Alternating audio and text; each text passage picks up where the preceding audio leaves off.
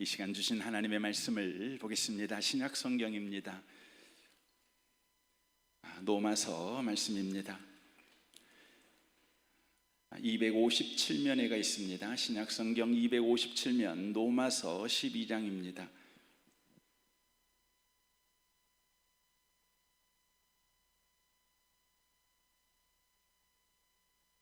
로마서 12장 14절에서 21절까지 말씀을 보겠습니다. 14절에서 21절까지입니다. 기록된 말씀을 같은 목소리로 읽으실 때 하나님의 음성을 듣는 복된 시간 되시기를 바랍니다. 읽겠습니다. 너희를 박해하는 자를 축복하라. 축복하고 저주하지 말라. 즐거워하는 자들과 함께 즐거워하고 우는 자들과 함께 울라. 서로 마음을 같이하며 높은 데 마음을 두지 말고 도리어 낮은 데 처하며 스스로 지혜 있는 채 하지 말라. 아무에게도 악을 악으로 갚지 말고 모든 사람 앞에서 선한 일을 도모하라. 할 수 있거든 너희로서는 모든 사람과 더불어 화목하라. 내 사랑하는 자들아, 너희가 친히 온수를 갚지 말고 하나님의 진노하심에 맡기라. 기록되었을 때 온수 갚는 것이 내게 있으니 내가 갚으리라고 주께서 말씀하시니라. 내 온수가 줄이거든 먹이고 목마르거든 마시게 하라. 그리함으로 내가 숯불을 그 머리에 쌓아 놓으리라. 악에게 지지 말고 손으로 악을 이기라. 아멘.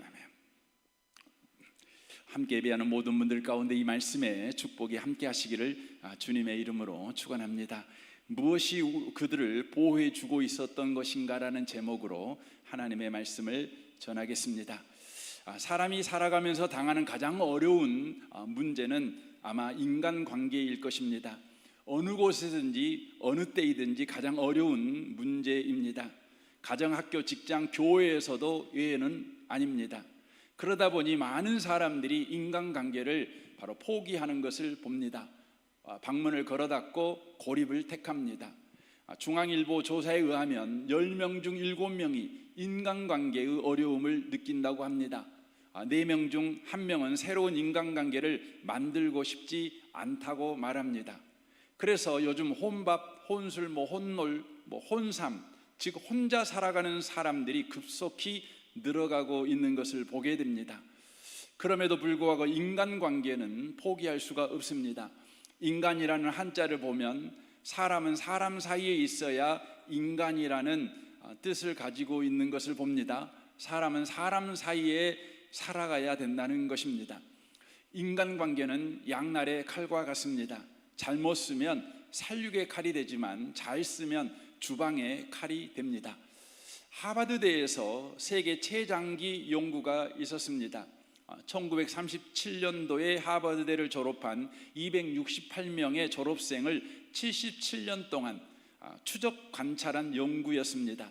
어린 시절의 환경, 가족, 사회적 관계, 건강, 능력 등 여러 가지 요인이 노년기까지 건강과 행복에 어떤 영향을 끼치며 가장 큰 영향력을 끼치는 것은 무엇인가를 알고자 하는 목적의 연구였습니다. 그 연구 결과에 대해 하버드 대학교 정신건강의학 교수인 로버트 왈딩거라는 박사가 이렇게 말했습니다. 이 연구에서 인간의 건강과 행복에 가장 큰 영향력을 끼친 중요한 요소가 발견되었습니다. 바로 다른 사람들과의 관계와 소통이었습니다. 인간관계가 인간의 건강과 행복에 예상보다 더 많은 영향을 끼쳐서 놀랄 정도였습니다. 우리는 사람들이 어떤 상황에서 행복하고 건강한지를 여러모로 연구해 왔는데 사람들과의 관계가 가장 중요한 요소로 발견되었습니다. 타인과의 관계가 좋은 사람일수록 건강하고 행복했습니다라고 말했습니다. 또 하나의 연구가 있습니다. 미국 시카고에 있는 너시 대학 병원에서 있었던 연구입니다. 그 대학에 알츠하이머 센터가 있습니다. 소위 말하면 치매 센터입니다. 그곳에서 기억력 노화 프로젝트라는 연구를 진행했습니다. 이 연구를 위해서 기증받은 3,200명의 사람의 뇌를 바로 기증받아 그것을 가지고 연구를 했습니다. 기증받은 뇌는 일반인과 기독교인이 절반씩이었습니다. 이전 연구는 치매를 앓던 사람들의 뇌를 연구하는 것이었다면, 이 대학의 연구는 생전에 치매를 앓지 않은 건강한 사람의 뇌를 연구하는 것이었습니다. 이 연구는 마지막 순간까지 치매가 없는 사람들의 뇌를 통해 기억력 손상, 즉 치매의 원인과 치료의 열쇠를 찾고자 시작한 것입니다. 그런데 3,200명의 뇌를 부검한 결과 3분의 1에 해당되는 1,000여 명의 뇌에서 놀라운 사실을 발견하게 되었습니다. 보통 치매는 뇌의 해마가 줄어든 정도를 통해 파악하는데, 1,000여 명의 뇌에서 치매에 걸릴 정도로 줄어든 해마가 발견되었기 때문입니다. 이는 그들의 뇌 속에서 이미 치매를 앓고 있었지만 겉으로는 인지 기능에 아무런 이상이 없었다는 것을 말하는 것입니다. 뇌가 치매에 걸렸지만 죽는 마지막 순간까지 그 증상이 드러나지 않았다는 것입니다. 그들의 뇌의 치매에 대한 저항력과 회복력이 역사하고 있었다는 것입니다. 무엇이 그들을 치매로부터 보호해주고 있었던 것일까요? 그 연구는 이렇게 대답합니다. 이미 그들의 뇌는 치매를 앓고 있음에도 불구하고 죽는 순간까지 아무 일도 없었습니다. 그들은 놀랍게도 대부분이 기독교인들이었습니다. 이 연구소는 바로 기독교인들을 연구했습니다.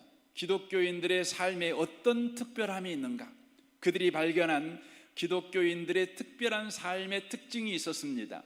그들은 매주 정기적으로 사람을 만나 성경 말씀을 나누고 교제하고 함께 노래하고 식사하며 서로를 위해 기도하고 있었습니다.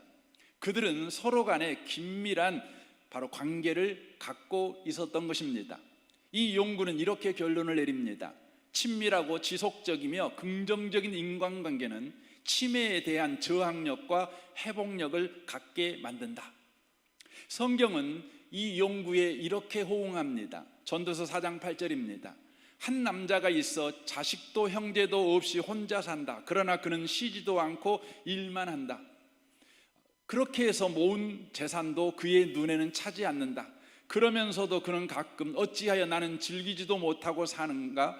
도대체 내가 누구 때문에 이 수고를 하는가 하고 말하니 그의 수고도 헛되고 부질없는 일이다 라고 말합니다. 혼자 하는 수고와 성취와 성공은 헛되고 부질없다 라고 성경이 말하고 있는 것입니다. 반면 9절부터 보십시오. 혼자보다는 둘이 더 낫고 두 사람이 함께 일할 때 더 좋은 결과를 얻을 수 있기 때문이다. 그 가운데 하나가 넘어지면 다른 한 사람이 자기의 동물을 일으켜 줄 수 있다. 그러나 혼자 가다가 넘어지면 딱하게도 일으켜 줄 사람이 없다. 또 둘이 누우면 따뜻하지만 혼자라면 어찌 따뜻하겠는가? 혼자 싸우면 지지만 둘이 힘을 합하면 적에게 맞설 수 있다. 세 겹줄은 쉽게 끊어지지 않는다라고 말합니다. 함께 한다는 것은 고독을 이기는 힘이 공급된다는 것이고, 탈진을 이긴다는 것이며, 패배를 이긴다는 것이며, 절망을 이긴다는 것이며, 두려움을 이긴다는 것이죠. 사람은 친밀한 관계 가운데 있을 때 가장 강력한 힘을 갖게 된다라고 성경이 이렇게 말하고 있는 것입니다. 그러므로 러시 대학에서 말한, 분명히 뇌는 치매를 걸렸지만 그들의 일상생활은 치매의 영향을 받지 않는 건강한 일상을 살아냈던 것은 바로 성도의 교제가 저항력과 회복력을 갖게 만들었다고 하는 것입니다. 왜 그런 일이 일어날까요? 시편 133편 1절을 보겠습니다. 보라, 형제가 연합하여 동거하며 어찌 그리 선하고 아름다운고, 머리에 있는 보배로운 기름이 수염 곧 아론의 수염에 흘려서 그의 옷깃까지 내림 같고, 헐몬의 이슬이 시온의 산들에 내림 같도다. 거기서 여호와께서 복을 명령하셨나니 곧 영생이로다라고 말씀합니다. 하나님이 복을 명령하시는 자리가 어디냐? 바로 그 자리가 두 사람 사이라는 것이죠. 친밀한 관계 그 사이에서 우리 하나님께서 복을 명령하시기 때문에, 친밀한 관계 가운데 있는 사람에게는 바로 치매에 대한 저항력과 회복력이 바로 흘러가 역사하고 있다는 것입니다. 창세기 1장 26절을 보십시오. 하나님이 이르시되 우리의 형상을 따라 우리의 모양대로 우리가 사람을 만들고 그들로 바다의 물고기와 하늘의 새와 가축과 온 땅과 땅에 기는 모든 것을 다스리게 하자 하시고, 하나님이 자기 형상 곧 하나님의 형상대로 사람을 창조하시되 남자와 여자를 창조하시고 라고 말씀합니다. 그리고 28절 보십시오. 하나님이 그들에게 복을 주시며 하나님이 그들에게 이르시되 생육하고 번성하여 땅에 충만하라, 땅을 정복하라, 바다의 물고기와 하늘의 새와 땅에 움직이는 모든 생물을 다스리라 하시니라 라고 말씀합니다.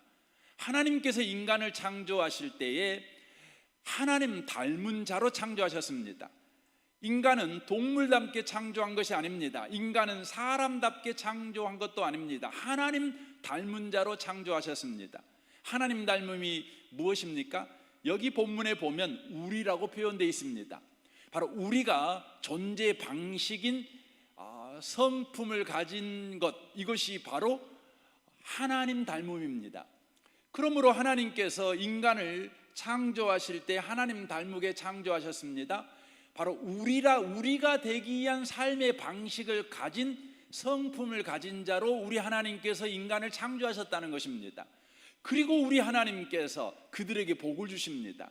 언제 복을 주셨다는 것입니까? 그들이 하나님의 형상을 닮은 성품대로 삶을 살아갈 때, 바로 우리가 될 때, 그래서 성경에서는 이것을 그들이라고 되어 있습니다. 그들이 되었을 때 하나님께서 그들에게 복을 주셨습니다. 그러자 어떤 일이 벌어졌습니까?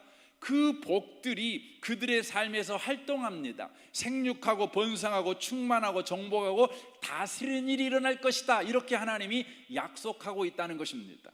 사랑하는 성도 여러분, 하나님의 형상대로 지음받은 저와 여러분이 바로 우리가 되려고 하는 존재 방식의 성품을 쫓아 우리가 되었을 때 하나님이 그곳에서 복을 명령하시고 하나님이 명령하신 복이 바로 활동하는 역사가 나타난다는 것입니다. 생육하고 번성하고 충만하고 정복하고 다스리는 일이 일어난다는 것입니다. 혹시 현재 여러분의 삶 가운데 하나님의 복이 활동하는 삶을 경험하고 살아가고 있습니까? 아니면 하나님의 복이 여러분의 삶에 전혀 활동하지 아니하고 다만 여러분의 성격, 여러분의 열심, 여러분의 수고만 여러분의 삶에 활동하고 있으십니까? 하나님의 복이 활동하게 해야 합니다. 그리하게 될 때 여러분의 삶에 생육하고 번성하고 정복하고 또 충만하고 다스리는 일이 저와 여러분에게 일어날 것입니다. 직장 생활을 하고 사업을 하는데 여러분의 삶에 생육하고 번성하고 충만하고 정복하고 다스리는 일이 일어나고 있지 않다면 여러분이 바뀌어야 될 것이 있습니다. 그것은 여러분의 열심을 좀 더 가열차게 해야 되는 일이 아니라 바로 관계를 회복해야 된다는 것입니다. 부부 간의 관계를 회복하십시오. 자녀와의 관계를 회복하십시오. 이웃과의 관계를 회복하십시오. 친밀한 관계를 회복하십시오. 긴밀한 관계로 돌아오십시오. 그리하게 될 때 그곳에서 하나님의 복이 활동하는 실제적 사건을 저와 여러분이 경험하게 될 거라는 사실입니다. 그러므로 당장 여러분 친구를 만드십시오. 당장 친구를 찾아가십시오. 그리고 그들과 같이 식사를 하고 그들과 대화하고, 식사할 수 없는 상황이라면 전화하시고 문자하시고, 그리고 그들과 교제를 시작하시는 여러분과 제가 돼야 될 것입니다. 초대교회를 보시기 바랍니다. 사도행전 2장 42절입니다. 그들이 사도의 가르침을 받아 서로 교제하며 떡을 떼며 오로지 기도하기를 힘쓰니라. 사람마다 두려워하는데 사도들로 말미암아 기사와 표적이 많이 나타나니 믿는 사람이 다 함께 있어 모든 물건을 서로 통용하고 또 재산과 소유를 팔아 각 사람의 필요를 따라 나눠주며 날마다 마음을 같이하여 성전에 모이기를 힘쓰고 집에서 떡을 떼며 기쁨과 순전한 마음으로 음식을 먹고 하나님을 찬미하며 또 온 백성에게 칭송을 받으니 주께서 구원받은 사람을 날마다 더하게 하시니라 라고 말씀합니다. 초대교회는 가난했습니다. 초대교회는 애적으로 많은 공격 가운데 놓인 교회였습니다. 그러나 그들은 이런 상황 가운데 삶을 살아가는 공식이 문제를 만나면 흩어져서 각각 동굴 속으로 숨어버리는 사람들이 아니었습니다. 그들의 삶의 공식은 도리어 문제를 만나면 더욱 열심히 서로를 찾아갔고 만나 나누고 함께 기도했습니다. 그때 그들 가운데 생육하고 번성하고 충만하고 정복하고 다스리는 삶의 문제를 압도하는 일이 나타났습니다. 사도행전 4장 23절을 보십시오. 사도들이 노임에 그 동료에게 가서 제사장들과 장로들의 말을 다 알리니라고 되어 있습니다. 다시는 예수 이름으로 전도하지 마. 다시는 예수가 부활했다고 떠버리고 다니지 마. 그러면 너희들은 감옥에 갇히게 될 것이고 너희들은 죽을 수도 있어 라고 위협한 것입니다. 그때 이 위협을 듣고 그들은 문을 걸어 잠그고 그곳에 숨어 있지 않았습니다. 도리어 어떤 편을 선택했습니까? 하나님의 존재 방식, 하나님의 형상으로 지음받은 자들은 우리가 되는 존재 방식을 취합니다. 그렇게 그들은 행동합니다. 그래서 그 동료에게 갔다라고 말씀합니다. 24절 보십시오. 그들이 듣고 한 마음으로 하나님께 소리를 높여 이르되 대주제여 천지와 바다와 그 가운데 만물을 지으신 이시오. 그들은 합심해서 함께 기도하고 있는 것을 보게 됩니다.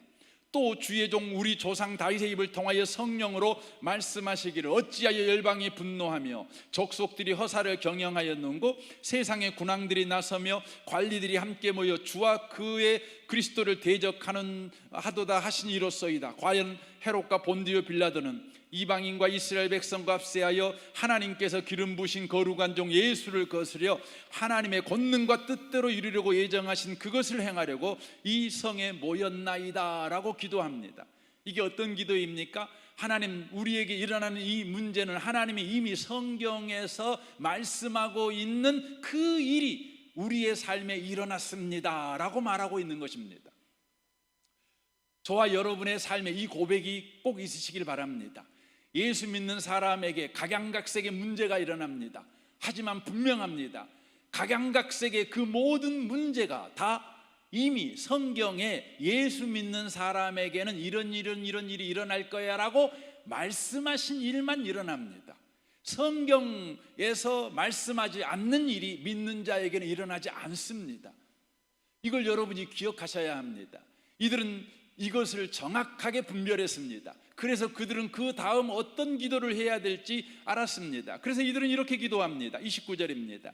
주여 이제도 그들의 위협함을 굽어보시옵고 또 종들로 하여금 담대히 하나님의 말씀을 전하게 하여 주시오며 손을 내밀어 병이 낫게 하시옵고 표적과 기사가 거룩한 종 예수의 이름으로 이루어지게 하옵소서 하더라라고 되어 있습니다. 그들은 기도합니다. 그들의 기도가 뭡니까? 그들의 요구가 뭡니까? 하나님께서 믿는 자들에게 약속하신 그 약속대로 우리에게 복을 주십시오. 우리에게 능력을 주십시오. 약속하신 것을 주십시오 하고 기도하고 있는 것입니다. 이들의 기도를 다시 한번 살펴보십시오. 이들의 기도는 하나님께서 성경에 믿는 자들에게는 이런 일이 일어날 것이라고 말한 그 일이 일어났습니다. 그러므로 주님, 약속하신 은혜를 우리에게 부어주십시오. 이렇게 기도한 것입니다. 그러자 어떤 일이 벌어졌습니까? 빌기를 다음에 모인 것이 진동했습니다.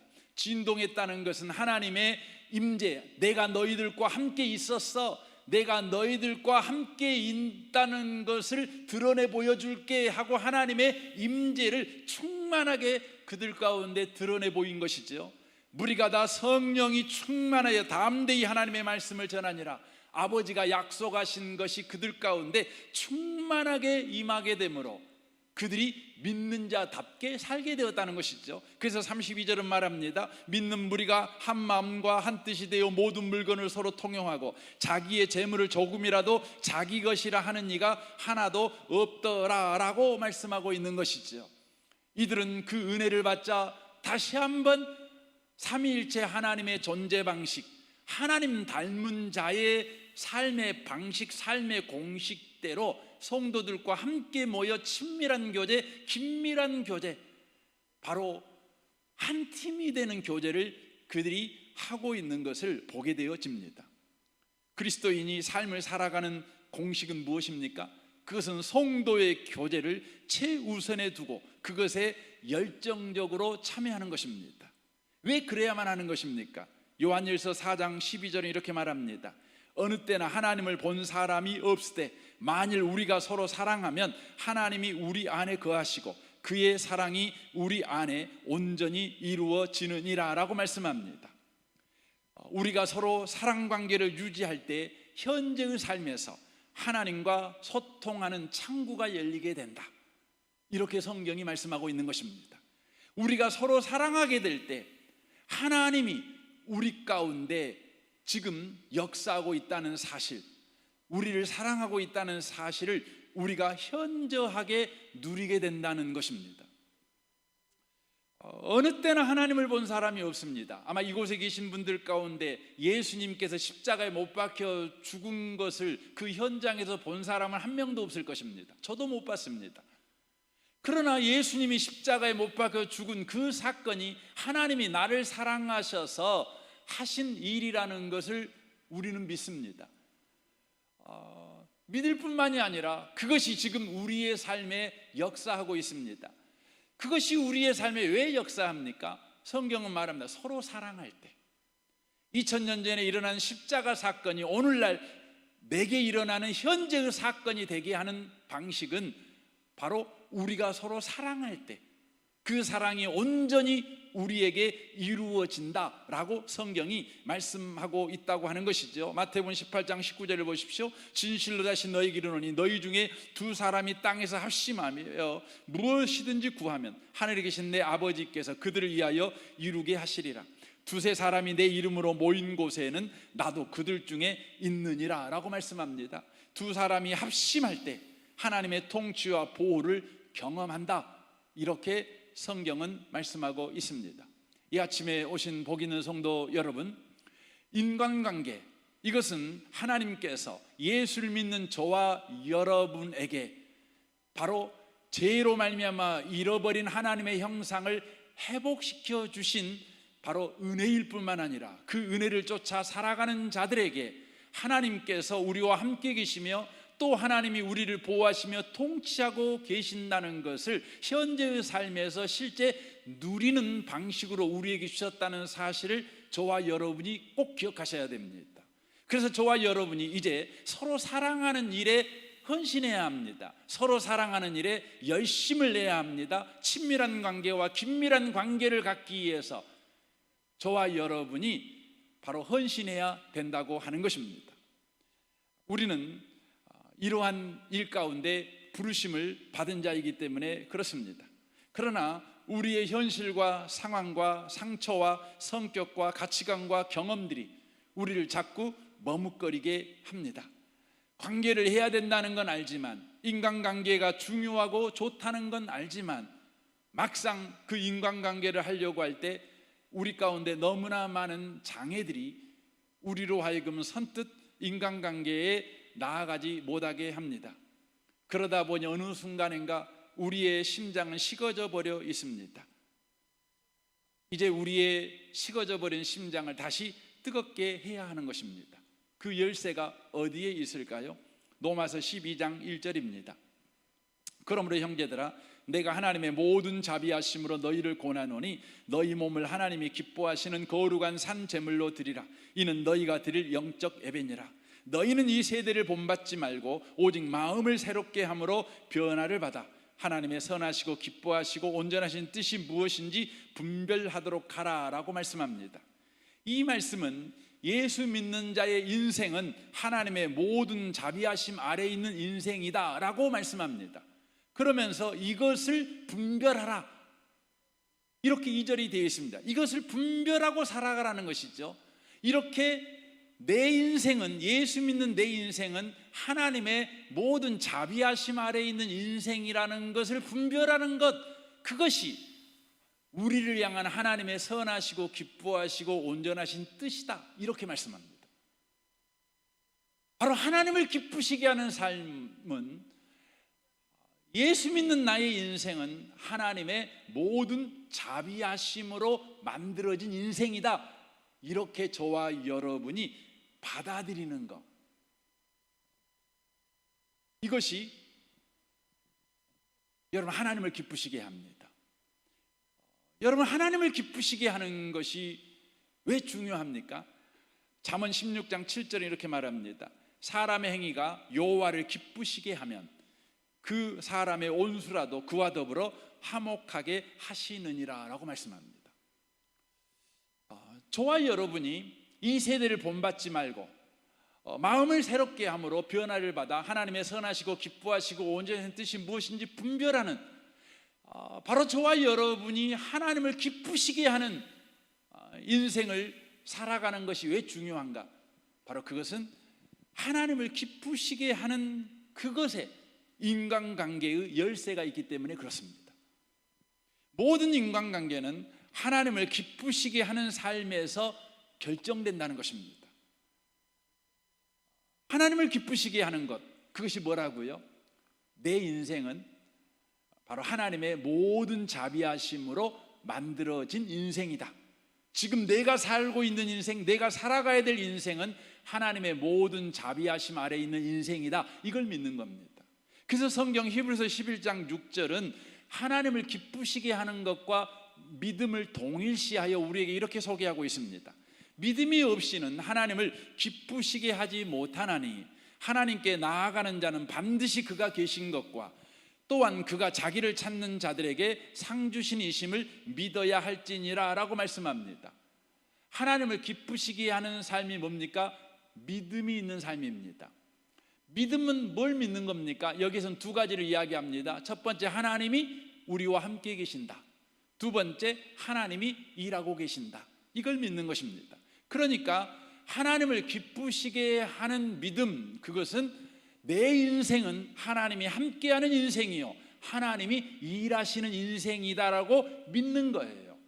이 믿음을 갖게 될 때에 저와 여러분이 바로 친밀한 인간관계, 긴밀한 인간관계, 생육하고 번성하고 충만하고 정복하고 다스리는 하나님의 복이 활동하는 그런 은혜에 참여하는 인간관계 속으로 들어갈 수 있다는 것이죠.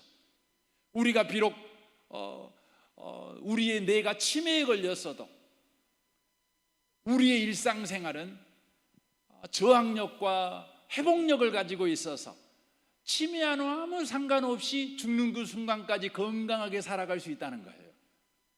여러분, 예수 믿으면 치매가 안 걸리면 걸릴 수 있습니다. 예수 믿으면 암 안 걸립니까? 걸릴 수 있습니다. 예수 믿으면 가난하지 않습니까? 아니면 가난할 수 있습니다. 하지만 여러분, 치매 걸려도 여러분과 제가 예수를 바르게 믿잖아요. 그러면 치매가 여러분의 일상을 정복하지 못합니다. 암이 여러분의 일상을 지배하지 못합니다. 가난이 여러분의 일상을 지배하지 못합니다. 분명히 뇌는 치매 걸렸는데, 내 몸뚱아리는 분명히 암이 걸렸는데, 내가 일생을 살아가는데 천국 가는 그날까지 내가 기쁘게 살아가고 감사하게 살아가고 능력 있게 살아가고 소망 있게 살아가고 남에게 베풀며 축복하고 살아가는 일에 전혀 장애를 끼치지 못한다는 거예요. 그러려면, 그런 인간관계를 하려면 저와 여러분이 하나님을 기쁘시게 하는 삶을 살아가셔야 돼요. 여러분의 인생에 대한 분별력을 가지셔야 돼요. 어떤 분별력이요? 내 인생은 하나님이 함께하는 인생이야. 하나님이 일하시는 인생이야. 하나님이 모든 자비하심으로 내 인생에 지금 참여하고 있는 인생이야. 이 분별력을 가지고 저와 여러분이 살아가셔야 한다는 겁니다. 사람들이 인생을 살아갈 때 인간관계를 못하는 그 이유 중에 가장 큰 것이 뭐냐면 자격지심 때문에 그렇습니다. 자신이 넉넉하지 않은데, 가난한데 돈 이야기해 보세요. 그러면 여러분 상처받습니다. 그래서 그 모임 가기 싫어요. 아마 이번 추석 때 부모 만나고 일가 친지 만났을 때 너무나 행복하고 좋았다 이런 분도 계시지만 아이고 상처받았어 이런 분도 계실 것입니다. 어떤 분은 좋았습니까? 여러분, 일가 친척 만나서 조카들한테 용돈도 주고 부모님에게 두둑하게 용돈도 주고 이렇게 오신 분들은 추석이 좋았을 겁니다.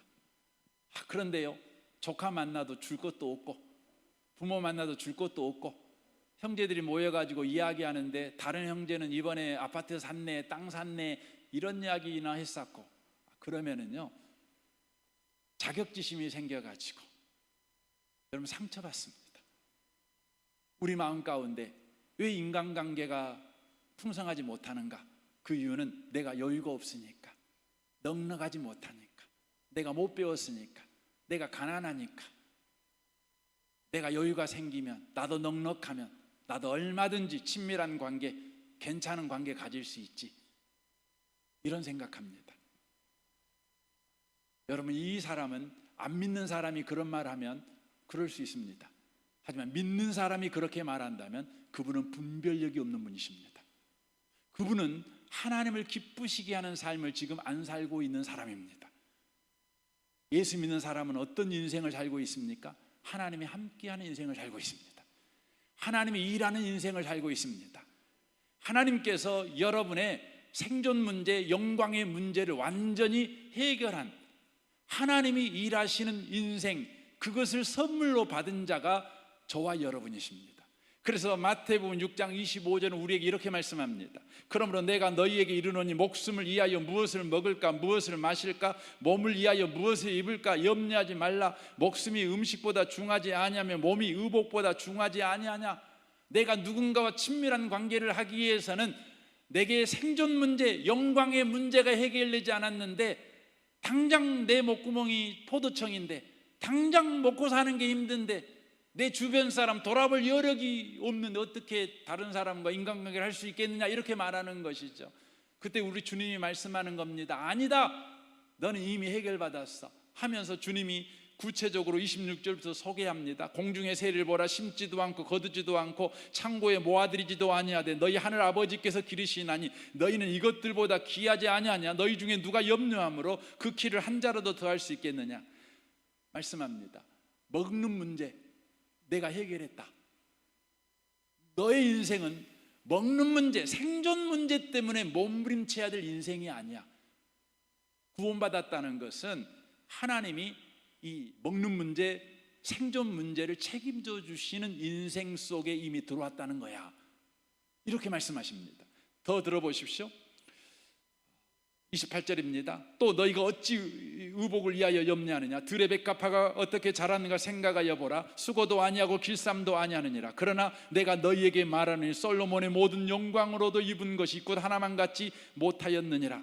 오늘 있다가 내일 아궁이에 던져지는 들풀도 하나님이 이렇게 입히시거든 하물며 너희일까 보냐. 믿음이 작은 자들아.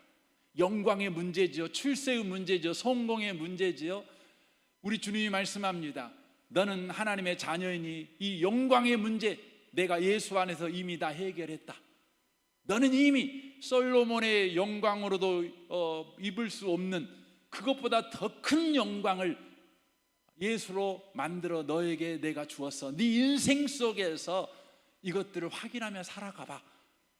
주님 이렇게 말씀합니다. 그래서 이렇게 되죠. 그러므로 염려에 이르기는 무엇을 먹을까, 무엇을 마실까, 무엇을 입을까 하지 말라. 이는 다 이방인들이 구하는 것이라. 이방이라는 말은 나그네, 고아, 이것을 지칭하는 것이죠. 하나님과 상관없는 사람, 이런 사람이나 이런 걸 구하는 것이다. 너희 하늘 아버지께서 이 모든 것이 너에게 있어야 할 줄을 아시느니라. 너는 아버지가 있는 자이다. 하나님이 너희 아버지야. 그러니까 먹고 마시는 문제, 영광의 문제 이미 아버지 안에서 해결되었어. 그러므로 너희는 어떻게 살아야 되는가? 33절 보십시오. 그런즉 너희는 먼저 그의 나라와 그의 의를 구하라. 그리하면 이 모든 것을 너희에게 더하시리라 말씀합니다. 너희는 먼저 그의 나라는 하나님의 통치를 말하는 것입니다. 그의 의, 하나님께서 죄인을 의인 만드시는 하나님의 열심, 하나님의 사랑을 보여주고 있는 것이죠. 그러므로 우리가 찾아야 되는 것은 우리의 현실 문제의 전전긍긍에서 뭐 먹을까, 뭐 마실까가 아니라 지금 내 삶에 일하시는 하나님, 지금 내 삶에 함께 계신 하나님, 지금 내 삶에 구원의 큰 영광을 현실이 되게 역사하고 있는 그 하나님을 찾으라는 거예요. 그 하나님을 계속해서 주목하라는 것이죠. 그 하나님을 계속해서 구하라는 것입니다. 그리하게 될 때에 이미 너에게 먹는 문제, 마시는 문제, 입는 문제가 다 해결되었다는 걸 네가 알게 될 거야. 이렇게 말씀합니다. 그러므로 내일 일을 위하여 염려하지 말라. 내일 일은 내일이 염려할 것이요 한날 괴로움은 그날의 족하니라. 다만 하나님의 통치와 열심과 일하심을 믿고 하루하루 그리스도인으로 살아가라, 이렇게 말씀합니다. 그러므로 인간관계는 기술의 문제가 아니라 믿음의 문제라는 거예요. 많은 사람들이 더 나은 인간관계를 위해서 인간관계의 테크닉을 배우려고 애를 씁니다. 하지만 인간관계는 테크닉에 있는 것이 아니라 믿음에 있다는 것입니다. 오늘 여러분 본문을 한번 봐보십시오. 오늘 본문 모든 이야기는 인간관계의 기술을 가르쳐주는 내용이 아닙니다. 이 이야기들은 모두 다 믿음으로만 할 수 있는 수준의 내용들입니다. 15절을 보십시오. 즐거워하는 자들과 함께 즐거워하고 우는 자들과 함께 울라, 이렇게 말합니다. 너무 고마운 말씀이죠. 여러분이 성공한 사람인데 누군가가 여러분의 성공을 기뻐해 준다면 얼마나 좋습니까? 여러분이 슬퍼하고 있는데 누군가가 여러분과 함께 슬퍼해 준다면 얼마나 고마운 일입니까? 성공한 사람에게, 실패한 사람에게는 이것이 고마운 말씀이에요. 그런데요, 여러분 반대로 생각해 보세요. 즐거워하는 자들과 함께 여러분 즐거워할 수 있나요? 성공한 사람하고 여러분 함께 그 성공을 축하할 수 있습니까? 그럴 수 있죠. 쉽지 않습니다. 제가 뉴스를 보니까 차은우라는 24살 먹은 그 잘생긴 배우 이야기가 나오더라고요. 이 배우가 최근에 서울 청담동에 아파트 하나를 구입했습니다. 49억짜리입니다. 24살짜리가 49억 아파트를 샀습니다. 그것도 100% 현찰로 샀습니다. 여러분 집에 24살 먹은 자식 있죠? 우리 집에 아들이 있습니다. 여러분 이거 읽으면 어떤 생각 듭니까? 아우, 차은우 훌륭해, 야 잘했다. 여러분 그런 생각이 드는 분들이 계실 수도 있지만 여러분 거의 대부분요 이런 생각 안 들어요. 그래서 그 밑에 신문에 니플 나라는 걸 제가 봤어요. 댓글에 그런 이야기가 많더라고요. 염장 지르냐고. 나는 50살 먹었는데, 나는 60살 먹었는데 1억 한번 벌어보려고 24평 아파트 한번 사보려고 똥꼬 빠지게 인생 살았어도 지금도 대출금 못 갚고 살고 있는데 24살짜리가 현찰로. 여러분 즐거워하는 사람과 함께 즐거워할 수 있는 사람은 누구일까요? 마음이 넓은 사람이에요? 아니에요. 누구만 그렇게 할 수 있냐면 진짜 그 사람보다 부자만 할 수 있는 거예요. 자기는 1000억짜리 건물을 현찰로 산 사람만 49억짜리 현찰로 산 것에 대해서 배 안 아파요. 잘했다, 더 열심히 해봐, 격려할 수 있는 거예요. 그래서 여기 본문에 나와 있는 성경은요, 하나님이 나와 함께 하신다, 하나님의 복이 내 복이야, 난 하나님의 자녀야, 이 믿음이 없으면 도무지 할 수 없어요. 여러분 교회에서 같은 성도하고 이야기 나누는데 이번에 그 성도 아들이 인류대학에 들어갔대요.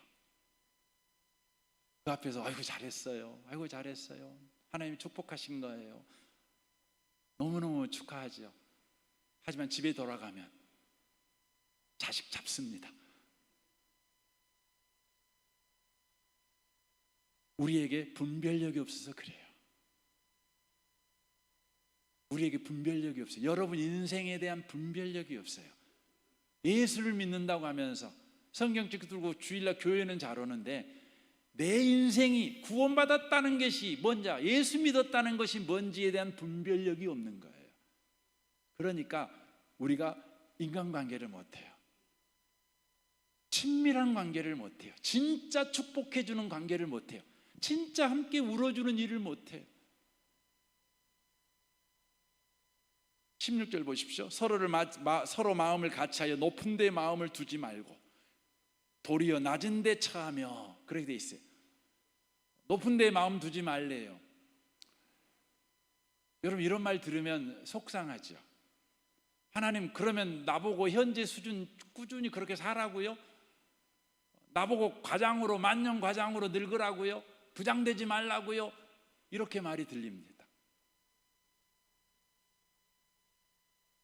높은 데 마음을 안 둘 수 없잖아요.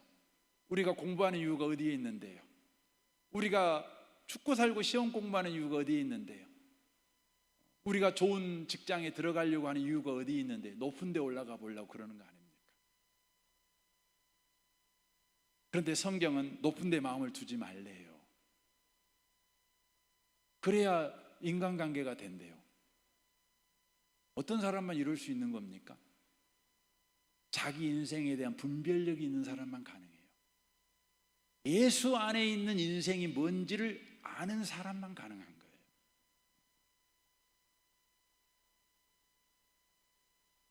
그래서 인간관계는 더 나은 기술이 필요한 것이 아니라 더 나은 하나님에 대한 믿음이 필요한 거예요.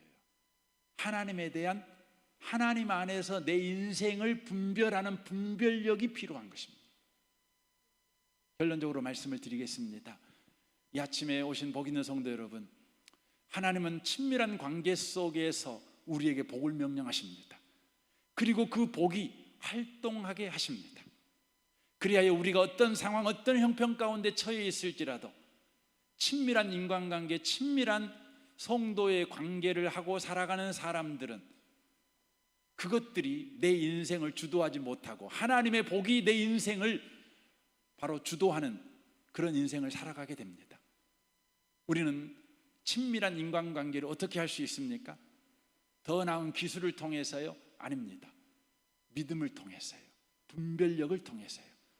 저는 여러분들이 성경을 펴서 예수 안에 있는 나는 어떤 인생인가, 예수 믿었다는 게 대체 뭔지를 성경을 통해서 여러분 샅샅이 찾아보세요. 그래서 여러분의 인생에 대한 분별력이 생겨서 분별력을 가지고 인생을 살아가시는 모든 분들이 다 되시기를 주님의 이름으로 축원합니다. 아멘. 우리 옆에 계신 분한테 말씀해 주시면 좋겠습니다. 우리 인생에 대한 분별력을 가집시다 라고 말씀해 주시면 좋겠습니다. 예, 우리 시간에 같이 한번 기도하기를 원합니다.